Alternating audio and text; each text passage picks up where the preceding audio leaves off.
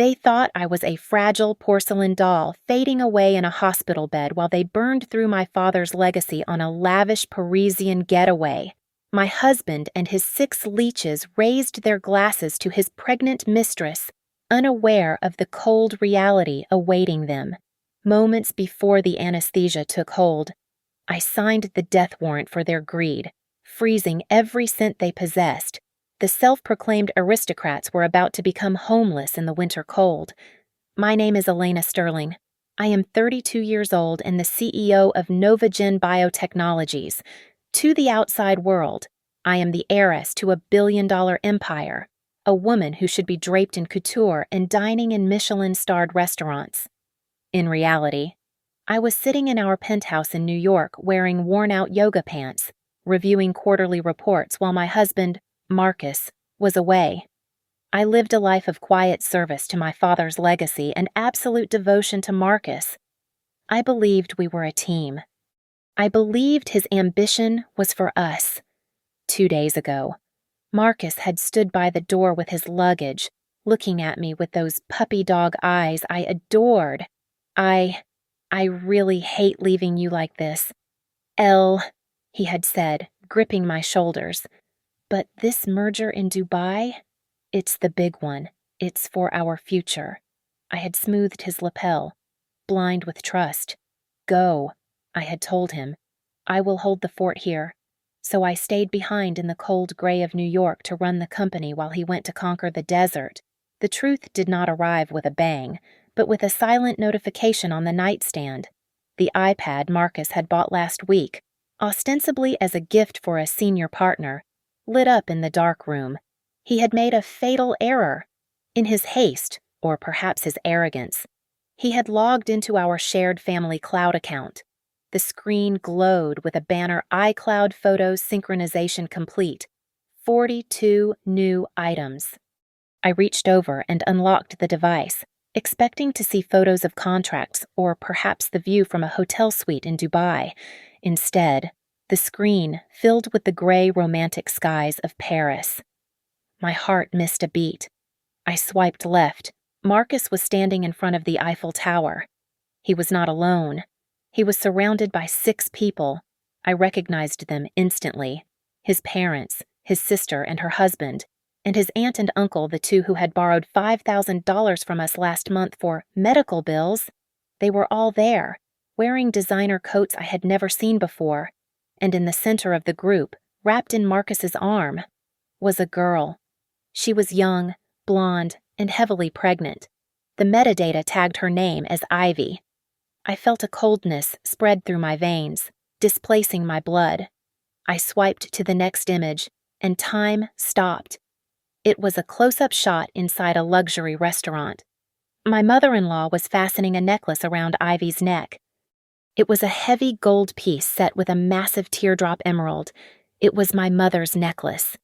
It was the only heirloom I had left of her, the one Marcus swore he had taken to the family jeweler for a deep cleaning. The caption beneath the photo, written by his mother, read finally, "A gift worthy of the mother of the true heir. No more barren lands." I did not scream. I did not throw the tablet. A wave of physical nausea hit me so violent that I barely made it to the ensuite bathroom. I fell to my knees on the cold marble and emptied my stomach until my throat burned with acid. I retched until I was gasping for air, purging the blind love I had held for 5 years. When the spasms finally stopped, I dragged myself to the sink and splashed freezing water on my face. I looked up at the mirror. The woman staring back was pale, but her eyes were dry. The light in them was gone. It was replaced by a dead, flat void. I walked back into the bedroom and picked up my encrypted work phone. My fingers did not tremble as I dialed the number for the head of IT security. It was 3 a.m. Mrs. Sterling James answered, his voice thick with sleep. "James, I need you to wake up right now," I said, my voice sounding like grinding stones. "I need you to access the secondary server logs, trace Marcus's GPS location, and pull the real-time transaction history for the supplementary black card I issued him. Do not ask me why. The silence on the other end lasted only a second before professional instinct took over. I'm on it. 10 minutes later, the report pinged on my laptop. There was no Dubai. Marcus had purchased a sprawling historic villa in the suburbs of Paris 3 weeks ago. He had also placed a deposit at the American Hospital of Paris, booking the royal suite for a delivery due in 2 weeks. The total expenditure was over $3 million. He had not used his personal savings. He had drained the Novagen Emergency Liquidity Fund, exploiting a loophole in the authorization protocols I had given him access to. He was funding his mistress and his family's European fantasy with the blood and sweat of my father's company. I arrived at the Novagen headquarters at 6 in the morning. The marble lobby usually echoed with my warm greetings to the night staff, but today, my heels clicked against the floor with the rhythm of a firing squad. I walked past the receptionist without a glance, my face set in a mask of absolute zero. By the time I reached my office, I had already summoned Arthur Vance. He was not just my personal attorney. He was the man who had stood by my father's side for 40 years, the only person left in this city I could trust with my life. Arthur, I said the moment he walked through the door, not bothering with pleasantries. I need a forensic audit of the last 3 years, personal and corporate. Use the private team. No one on the board is to know. Arthur looked at my pale face, his eyes narrowing behind his wire-rimmed glasses. Elena, has Marcus done something? He has done everything, I replied, my voice devoid of tremor. For the next 8 hours, we turned the conference room into a war room. The results were not just bad, they were catastrophic. Marcus was not merely siphoning money for his Parisian holiday. He was hollowing out the company from the inside. We found trails leading to offshore accounts in the Cayman Islands. He had been draining the charitable foundation my mother established. Worse, he was selling data from Project Vitality, our groundbreaking research on Alzheimer's, to our direct competitor in China. He was selling my father's legacy for quick cash. Then came the personal blow. Buried in a folder of encrypted emails was a draft plan he called the Cicada Shell. The timeline was meticulous. The moment Ivy gave birth to a son, something my body had failed to give him after 3 miscarriages, he intended to file for divorce. He planned to declare me mentally unfit to lead, push me out of the boardroom, and retire to France with half my fortune. The bastard, Arthur hissed, his hands shaking as he held a printed email. I will destroy him. I will file the lawsuit tomorrow. No, I said, staring at a document Arthur had just uncovered. Not yet. My finger traced the line on the paper. It was a medical record from 2 years ago. My father's final hospitalization. Marcus had recommended a specialist, a Dr. Thorne, to oversee my father's treatment. The audit showed 3 massive payments from Marcus's personal slush fund to Dr. Thorne's private practice just days after my father died. The medical notes indicated a dosage change in his heart medication, a change that would have been fatal for someone with my father's specific condition. It wasn't just greed, it was murder.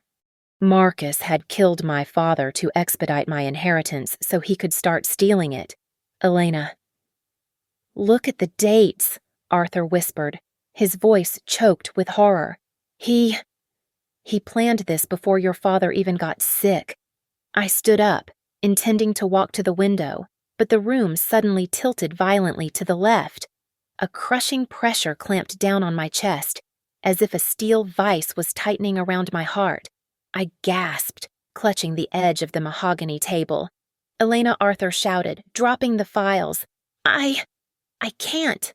I tried to speak, but the air wouldn't enter my lungs. The pain radiated down my left arm, a white-hot fire that consumed my vision. I felt my knees buckle.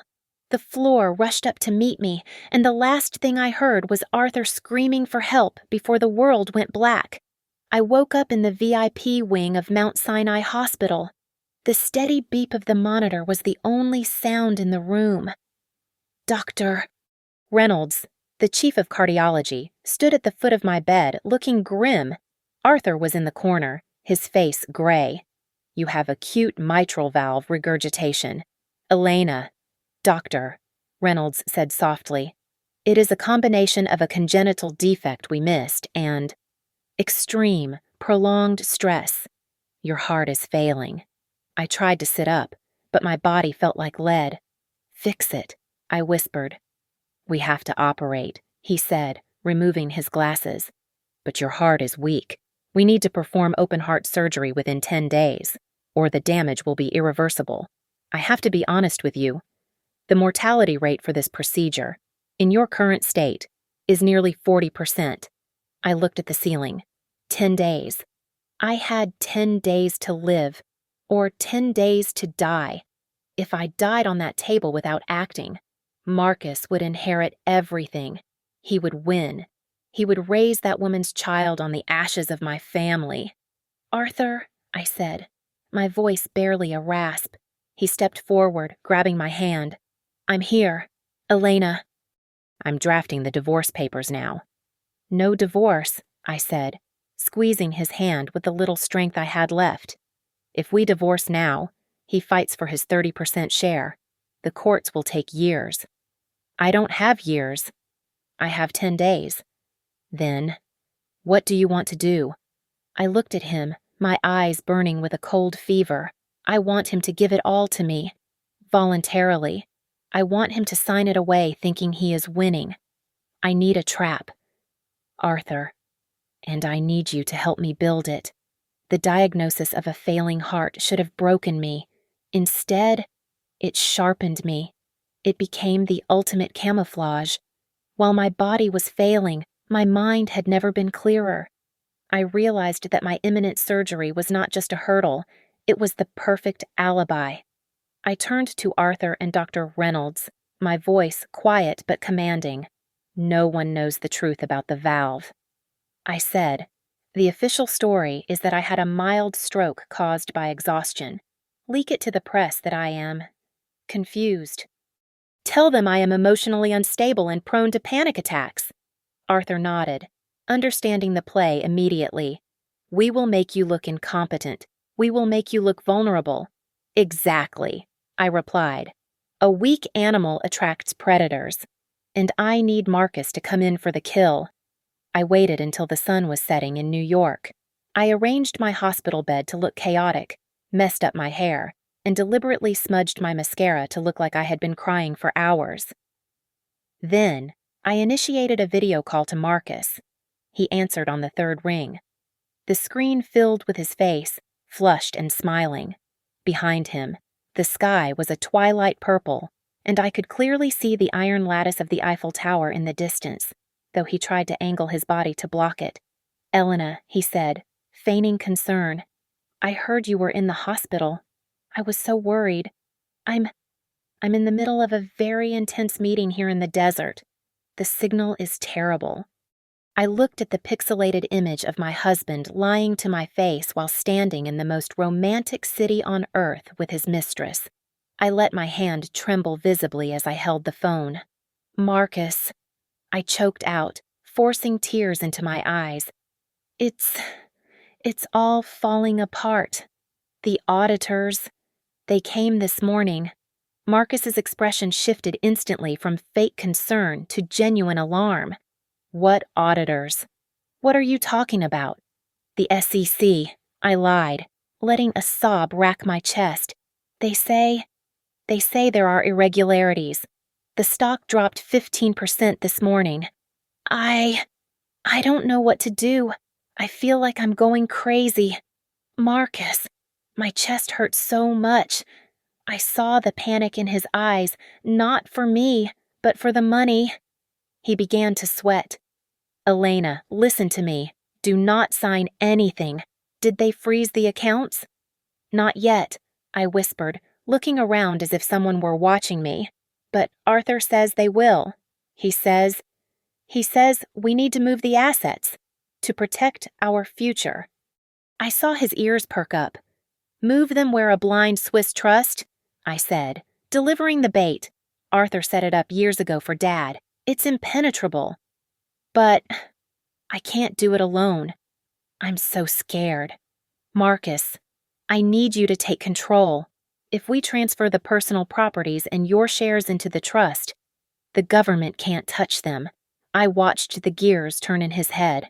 He was not seeing a frantic wife trying to save the company. He was seeing a golden opportunity. He thought that if the assets were moved to a trust he controlled, he would not even need to wait for my death or a divorce settlement. He could steal it all, legally and immediately. You might be right, he said, trying to suppress the greedy smile twitching at the corner of his lips. We have to protect the family. He had no choice. I knew from the credit card alerts that the pressure in Paris was mounting. Ivy had been demanding a limited edition wardrobe for the baby, and his mother had just booked a private chef for the week. They were burning through cash at a rate of $50,000 a day. If the accounts were frozen, his house of cards would collapse, and his pregnant mistress would realize he was not the king he pretended to be. "I'll come home," Marcus said, his voice firm with mock heroism. "I will leave the negotiations here. I can be there in about 10 hours. I will fix this. Elena, please." I whimpered, closing my eyes. "Hurry. I don't know how much longer I can. I can hold on. Stay strong, baby," he said, and the screen went black. I lowered the phone. The tears vanished instantly. I picked up a tissue and wiped my face, checking the time. He was taking the bait. He was flying back to New York for 24 hours to rob his dying wife. He would leave his mistress and his leeches alone in a foreign country with no cash flow, thinking he would return as a king. I looked at Arthur, who was standing in the shadow of the doorway.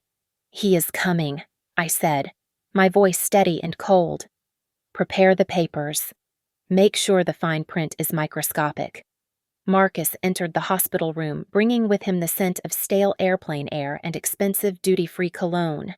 I had prepared the stage perfectly. I had not eaten for 24 hours, leaving my skin gray and translucent. I wore no makeup, letting the dark circles under my eyes tell a story of mortal fear. When he saw me, he stopped at the door, arranging his features into a mask of devastated concern. "Elena, oh God, look at you," he said, rushing to the bedside. He grabbed my hand, his palms sweating. I came as fast as I could.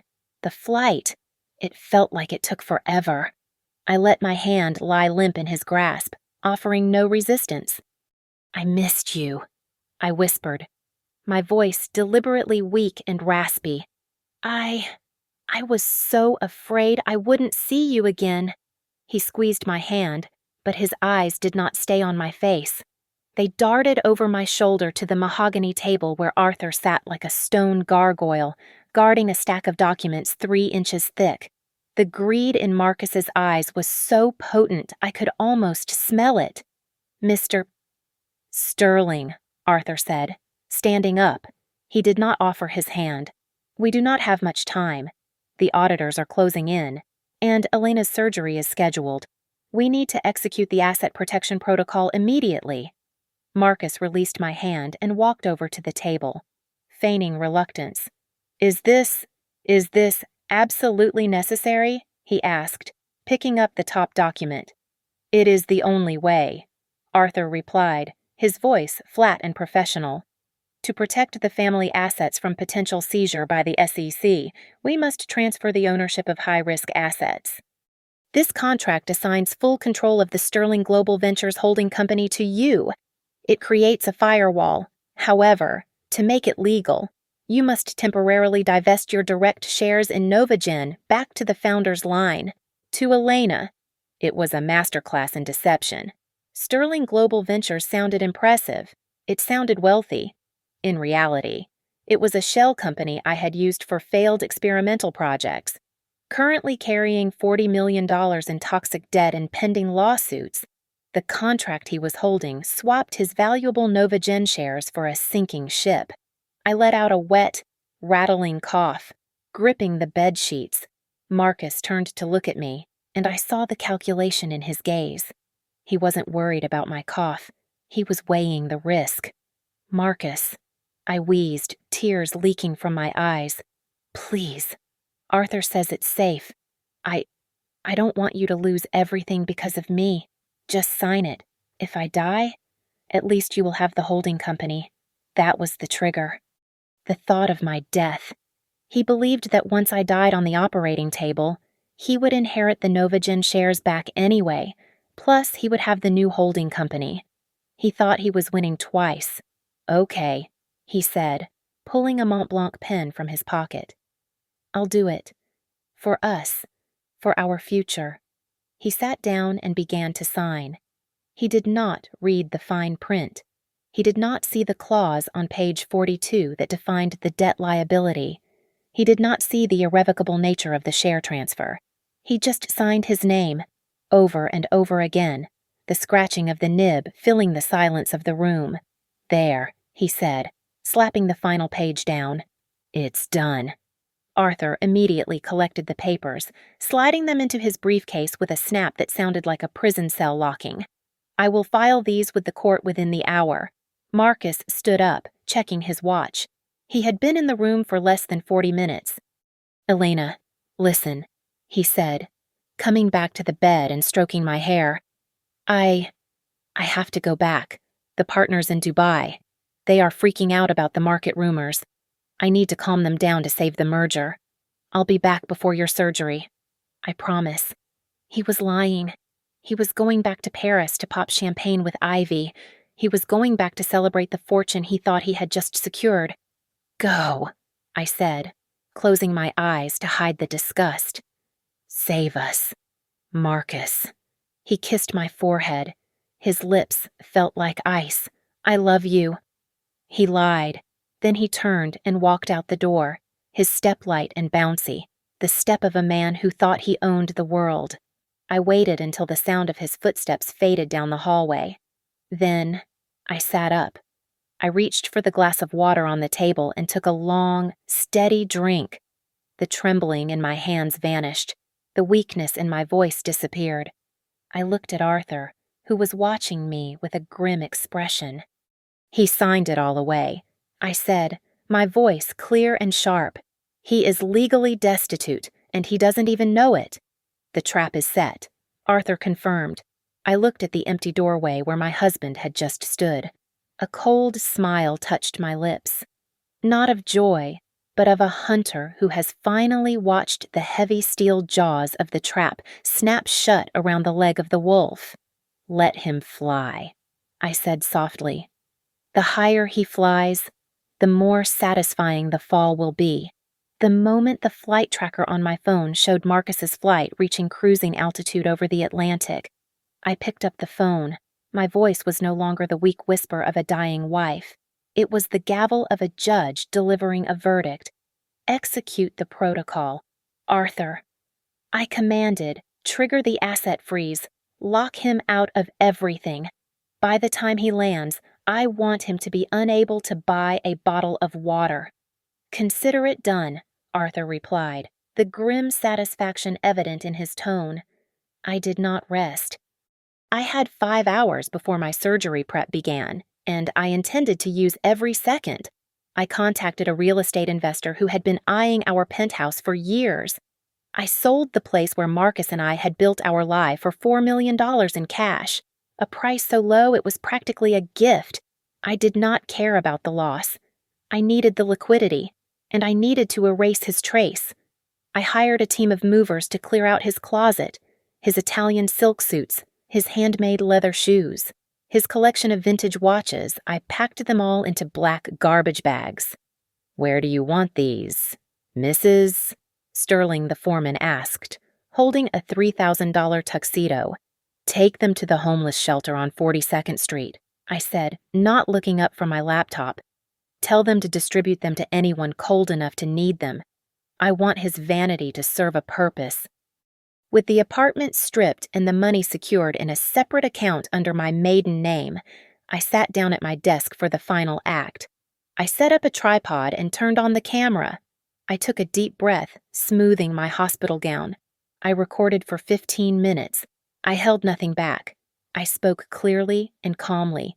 detailing the embezzlement, the theft of the Alzheimer's research data, and the manipulation of my father's medical treatment.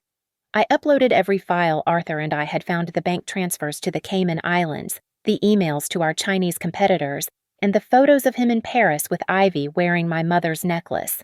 I attached the video file to a mass email. The recipients included every member of the NovaGen Board of Directors, the New York Times, the Wall Street Journal, the SEC, and the FBI. I set the timer.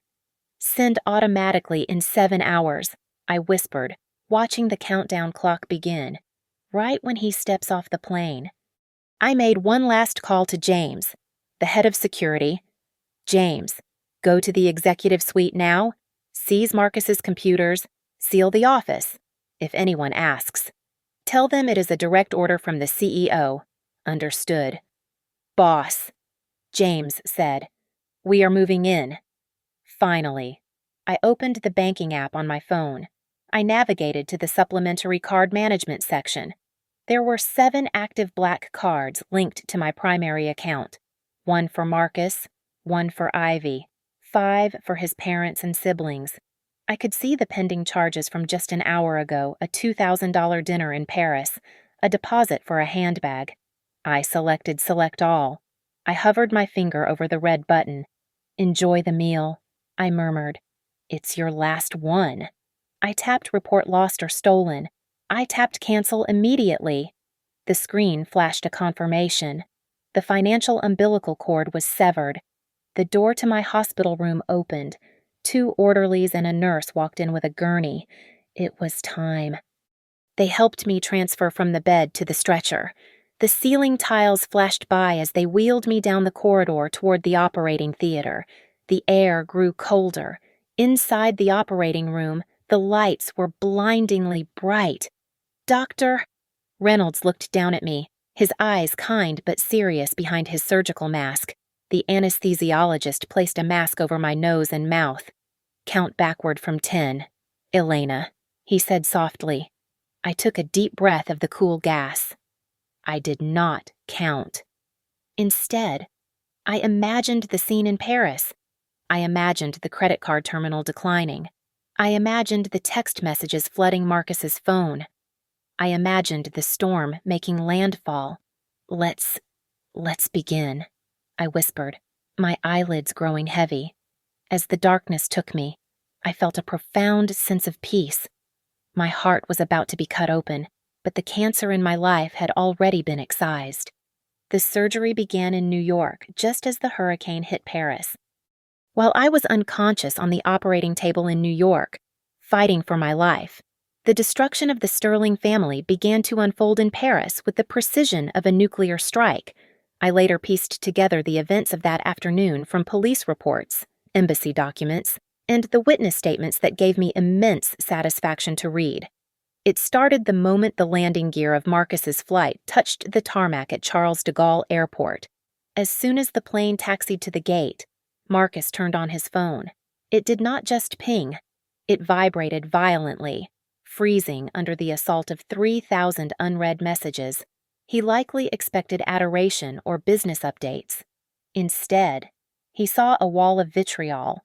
His inbox was flooded with hate mail, links to my confession video, and a singular, devastating notification from the chairman of the board with the subject line, "Termination of employment and legal action imminent." He stumbled off the plane, his face pale. He tried to maintain his composure as he approached the VIP chauffeur service he had pre-booked.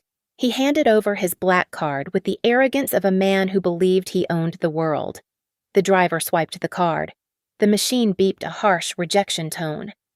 "There must be a mistake," Marcus stammered, his hands shaking. "Run it again. I have a limit of $500,000 on that card. It is declined." "Monsieur," the driver said, looking at the fraud alert on his screen, "I cannot take you." While Marcus was stranded at the airport, chaos erupted at the villa in the suburbs. My mother-in-law and the rest of the parasites were in the middle of a champagne lunch, celebrating their new life, when the front door was nearly kicked in. It was the landlord, accompanied by 2 French police officers. The wire transfer for the villa rental had been reversed due to suspected criminal activity, and the owner wanted them out immediately. "What is going on?" my mother-in-law screamed as the officers began to physically herd them toward the door. "We are Americans. You cannot touch us. Out!" the landlord shouted, tossing their Louis Vuitton suitcases down the stone steps. "Get out now!" It was a scene of absolute bedlam. Ivy, who had been laughing moments before, suddenly doubled over, clutching her stomach. The shock of the eviction and the screaming had triggered her body into a crisis. "My stomach," she gasped, her face turning white. "It hurts. I think the water broke." Marcus arrived at the villa in a taxi he could not pay for, only to find his family shivering on the sidewalk surrounded by a pile of luggage. He saw the police tape sealing the front door. Panic overtook his reason. He ran toward the lead officer, reaching into his pocket for a wad of cash he had stashed the only physical money he had left. "Officer, listen," Marcus pleaded, sweat dripping down his forehead despite the cold wind. "I can pay you. I have cash. Just let us back in. This is a misunderstanding. Attempting to bribe a police officer was the final nail in his coffin." The officer grabbed Marcus's wrist, spinning him around. Marcus Sterling, the officer, asked, "We have an Interpol red notice for you. Money laundering and embezzlement." "No," Marcus yelled as the handcuffs clicked tight. "I didn't. I signed the papers. I transferred it. I am innocent." He was shoved into the back of a patrol car, screaming about a trust fund that did not exist. Meanwhile, Ivy's condition worsened. The ambulance that arrived was not the private concierge medical service Marcus had promised. It was a state emergency vehicle. Because her insurance had been canceled along with the credit cards, they refused to take her to the American hospital. Instead, they transported her to an overcrowded public hospital in the outer district. "Don't take me there," Ivy wailed as they loaded her onto the stretcher. I am supposed to be in the royal suite. Marcus promised me." The doors slammed shut, leaving the rest of the family standing on the curb. My in-laws, the sister, the brother-in-law, and the aunt and uncle looked at each other. The realization hit them like a physical blow. They had no place to stay. They had no cash. They spoke no French, and when they tried to use their phones to call for help, they found that their international service plans had been terminated. Night fell over Paris, bringing a biting chill. The 6 of them, accustomed to first-class lounges and 5-star hotels, dragged their luggage to the nearest metro station, hoping to get to the airport. They ended up in a cold, fluorescent-lit waiting area in the terminal, huddled together for warmth. Hunger set in quickly. My sister-in-law found a single €2 coin in her coat pocket. She tried to hide it, but her mother saw her. "Give that to me," she hissed, her eyes wild with desperation. "I am your mother. I am starving." "Get away from me," she snapped, pushing her hand away. "You're the one who said Marcus was a genius. This is all your fault." They fought over a coin meant to buy a stale baguette, tearing at each other like rats in a sinking ship while I slept peacefully in New York, my heart beating stronger with every passing minute. The darkness that swallowed me on the operating table was not the peaceful slumber I had expected. It was a turbulent, roaring void. Somewhere in the distance, beyond the veil of anesthesia, I heard the frantic beeping of machines turn into a single, continuous drone. My heart had stopped. For 2 long minutes. I was clinically dead. In that space between worlds, I saw him. My father was standing in a field of white light, looking exactly as he did before the sickness withered him away. He was not wearing a hospital gown, but his favorite navy suit. He looked strong. He looked proud. I tried to run to him, desperate for the comfort I had missed for so long, but he raised a hand to stop me. "Not yet." "My little Ellie," he said, his voice echoing in my mind like a memory. You cannot come here yet. You have work to do. Protect what I built. Make them pay for every tear." His image began to fade, replaced by a searing jolt of electricity that ripped through my chest. My body convulsed on the table. The defibrillator paddles slammed against my skin again. "Clear, doctor," Reynolds shouted, his voice tight with controlled panic. A second jolt.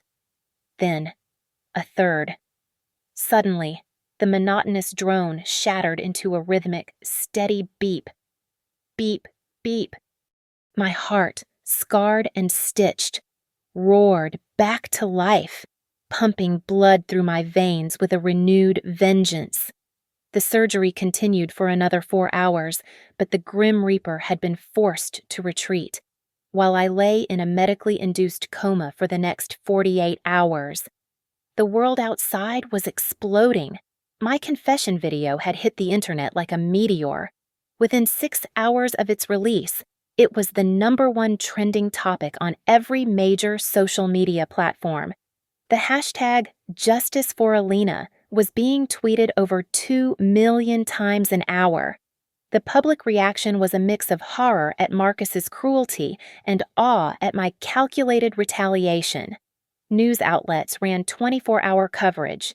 They dissected every document I had leaked. They analyzed the photos of the emerald necklace.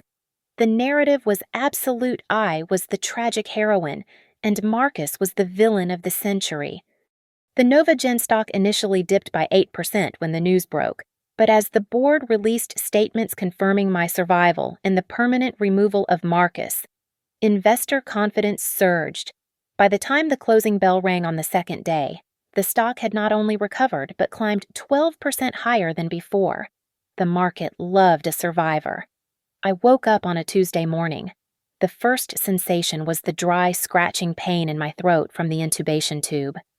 The room was dim, illuminated only by the soft glow of the medical equipment. I blinked, trying to clear the fog from my vision. A figure stirred in the armchair next to my bed. It was Arthur. He looked exhausted. His tie loosened and his shirt rumpled, but his eyes were alert the moment he saw me move. He rushed to my side, pouring a cup of water with a straw. "Elena," he whispered. "Can you hear me?" I took a small sip, the cool liquid soothing the fire in my throat. I nodded weakly. My chest felt heavy, bound tight with bandages, but the rhythm inside was strong. I was alive. I had won the battle against my own body. Now, I needed to know if I had won the war. "Arthur," I rasped, my voice sounding like sandpaper. How are they?" Arthur did not smile, but a gleam of dark triumph lit up his eyes. He reached into his briefcase and pulled out his iPad. He tapped the screen and held it up for me to see. "Look," he said. The first image was a high-resolution press photo taken at Charles de Gaulle Airport. It showed Marcus, his face twisted in a rictus of shock and rage, being shoved into the back of a police van by 2 armed officers. He looked pathetic, stripped of his dignity. Arthur swiped to the next image. This one was a grainy photo taken by a tourist and uploaded to Twitter. It showed my mother-in-law and the rest of the clan sitting on the sidewalk near the American embassy in Paris. They were huddled under thin blankets, looking dirty and terrified. My sister-in-law was holding a cardboard sign that read, "U.S. Citizens in Distress. Please help." A half-eaten baguette lay on the ground next to them. They are homeless," Arthur said softly. "The embassy is processing their deportation, but it will take days because their passports were flagged in the investigation. They have been sleeping on the street for 2 nights. I looked at the image of the people who had toasted to my death with champagne just days ago. They looked small. They looked cold. Good, I whispered, closing my eyes as a tear of pure relief rolled down my cheek. Let them freeze a little longer. The wheels of justice did not just turn, they ground Marcus into dust. He was extradited back to the United States less than 48 hours after his arrest in Paris. He did not get the celebrity trial he might have imagined in his narcissism. Instead, he was thrown immediately into protective custody at the Metropolitan Correctional Center. It wasn't for his comfort, it was for his survival. Even in a building filled with murderers and thieves, there is a code. Betraying a dying wife while spending her money on a mistress is a crime that disgusts even the hardest felons. He is safer in the hole. Arthur told me during his daily briefing, if he goes into the general population, he won't last a week. They are calling him the leech in there. Meanwhile, in a bleak public ward in Paris, Ivy gave birth to a healthy baby boy. It should have been a moment of joy, but it was a bureaucratic tragedy, since she had no fixed address, no income, and the father was awaiting trial for major financial crimes. Child Protective Services intervened immediately. They took the baby into temporary foster care. The heir that Marcus had sacrificed his humanity for was now a ward of the state, crying in the arms of a stranger because his mother could not afford to buy him diapers. The 6 parasites my in-laws returned to America on a humanitarian flight arranged by the embassy. It was a humiliating deportation of charity. They arrived at JFK Airport expecting to simply go back to their old lives, but Marcus had left them one final gift: to fund his initial investment into the Surefire scheme that was actually his getaway fund. He had convinced them to remortgage their own homes. He had forged the documents to expedite the process. When they arrived at their doorsteps in New Jersey, they found foreclosure notices taped to the wood. They had lost everything. Desperation drove them to my hospital. I watched the security feed from my iPad in my recovery room. They looked like beggars. My mother-in-law, who used to sneer at my cheap shoes, was wearing a stained coat she must have slept in. They tried to storm the lobby, screaming my name. We need to see her. My sister-in-law shrieked at the stone-faced security guards. She is family. She can't do this to us. We didn't know the guards did not budge. Mrs. Sterling is not accepting visitors. Leave the premises, or we will call the police, realizing she could not get in. My mother-in-law threw herself onto the sidewalk in front of the waiting paparazzi. She wailed, tearing at her hair in a theatrical performance meant to garner sympathy. It was Ivy, she screamed into the microphones, her face twisted and ugly. That witch. She seduced my poor Marcus. She twisted his mind. We are victims here. Please, Elena, have mercy on your mother. The public reaction was swift and brutal. The internet tore her apart. They played the clip of her putting my mother's necklace on Ivy alongside her sobbing plea. She was not a victim. She was a monster trying to change her skin. I refused to meet them. I refused to give them the dignity of a response. Instead, I had Arthur send a single courier to the motel where they were squatting. He delivered a thick manila envelope. Inside, there was no money. There was no letter of forgiveness. It contained only photocopies of the invoices from Dr. Thorne the doctor Marcus had paid to alter my father's medication. It was a silent message. I know you helped him kill my father. I know everything. Arthur told me later that when they opened the envelope, the screaming stopped instantly. They knew that if they pushed me, I would not just leave them homeless. I would send them to death row. Ivy eventually returned to the States, deported and disgraced. The beauty that had captured Marcus faded within months under the weight of poverty. She found work washing dishes in a diner in the Bronx, her hands red and chapped from the harsh chemicals. She looked 10 years older. There were no more shopping sprees, no more Paris, just the endless grind of survival. The final satisfaction came from watching the family implode. With no common enemy they could reach and no money to steal, they turned on each other. My brother-in-law sued his own parents for the loss of his house. The aunt sued the sister.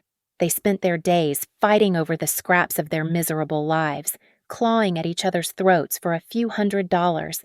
I lay in my hospital bed, my heart beating a steady, strong rhythm, feeling a cold, profound peace settling over me. They were living in the hell they had built, and I held the key, which I had thrown into the ocean. The trial of the century, as the newspapers dubbed it, commenced exactly 3 months after my surgery. I walked into the federal courthouse not as the fragile victim the defense team had hoped for, but as a woman reborn. I had cut my long, heavy hair into a sharp, angular bob that exposed the strong lines of my jaw. I wore a white tailored suit that cost more than the house Marcus grew up in. The murmurs followed me down the aisle, but I kept my eyes forward. I took my seat next to Arthur, my posture rigid and unyielding.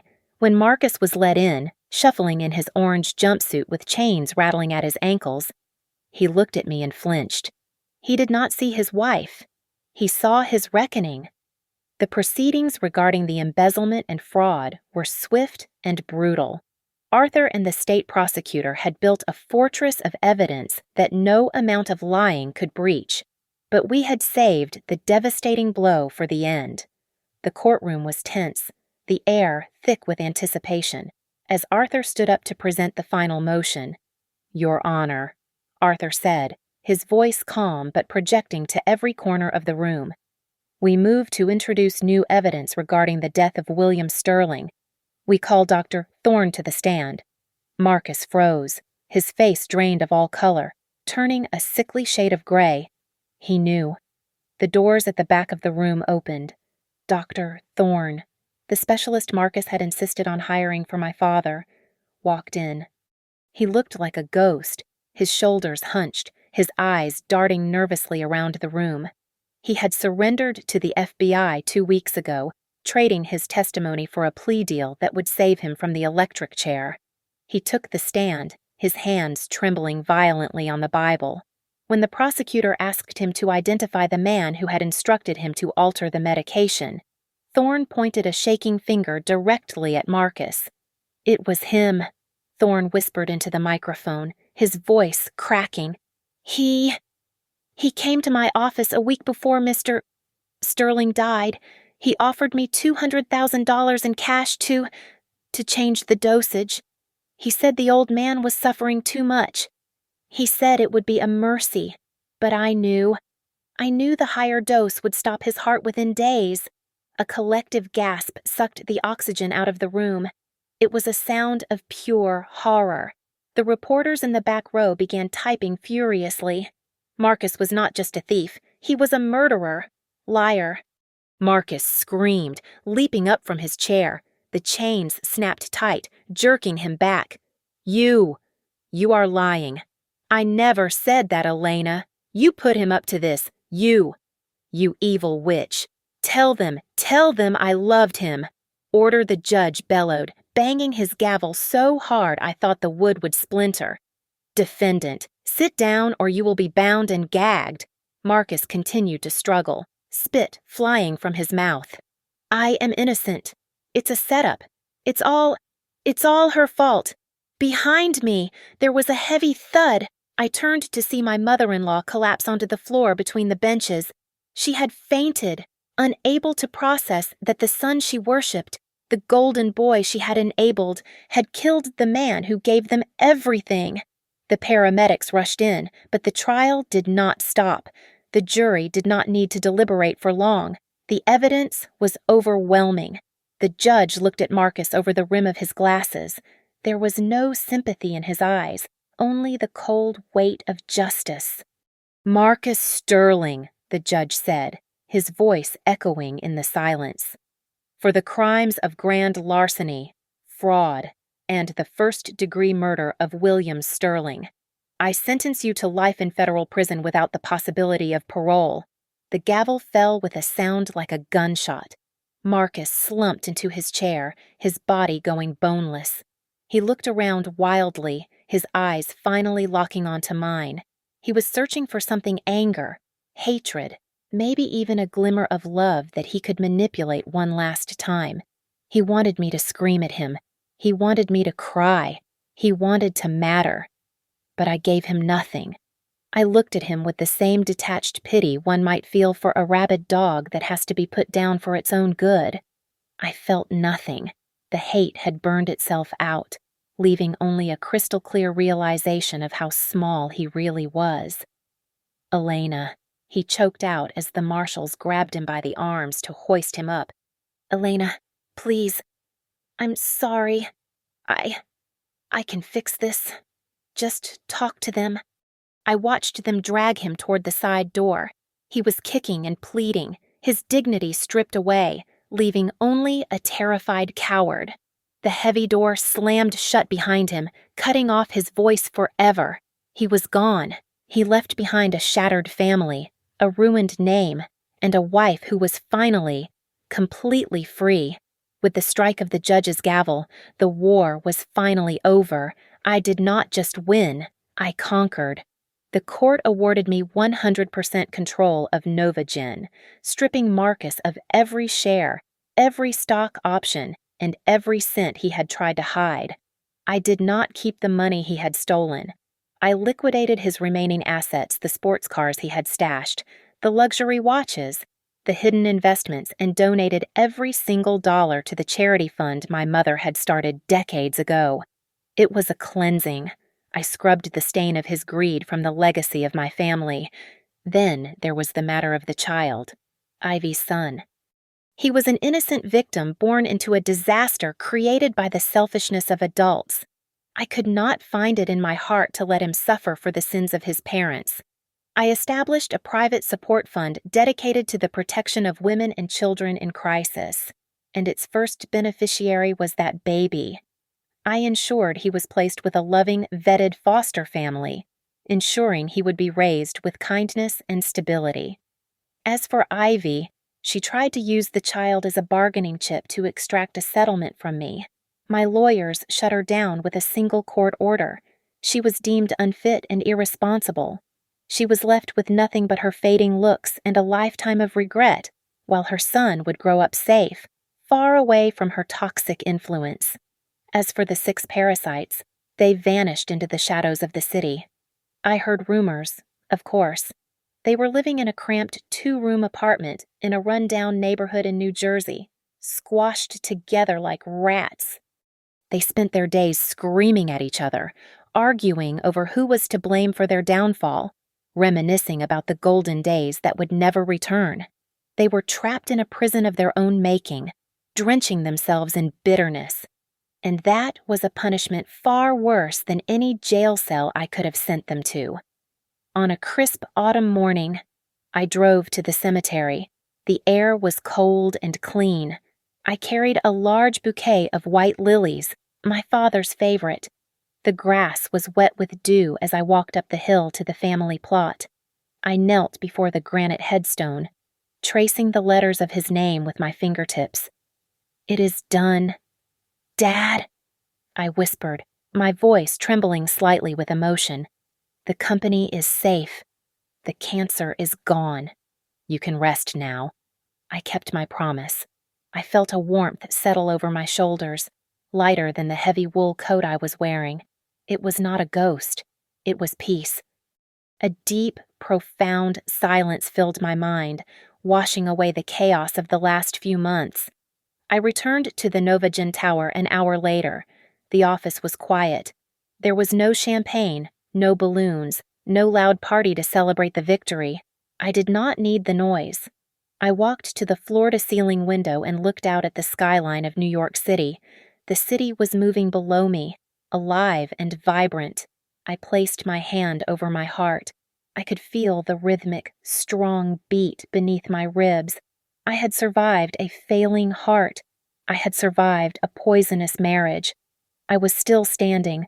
I walked to my desk and picked up a pen. There was one last document to sign. It was the executive order to restart the Affordable Heart Medication Project, the very project Marcus had tried to kill because it wasn't profitable enough. It was my father's dream to help the poor, and now it was my command. "For you," I said softly to the empty room. I put the pen down. I grabbed my coat and walked toward the elevator. I did not look back at the empty chair where Marcus used to sit. That life was over. I walked out of the building and stepped onto the sidewalk. The sun was breaking through the clouds, bathing the street in gold. I lifted my head high, inhaled the cold, fresh air, and walked confidently into the light. I was no longer a victim, and I was no longer just a wife. I was the queen of my own life, and my reign had just begun. Thank you so much for listening to my story. I would love to know where you are tuning in from, so please leave a comment below and share your thoughts with us. If you enjoyed this journey of justice, please subscribe to the channel Lily Revenge Stories, like this video, and hit that hype button to help this story reach even more people.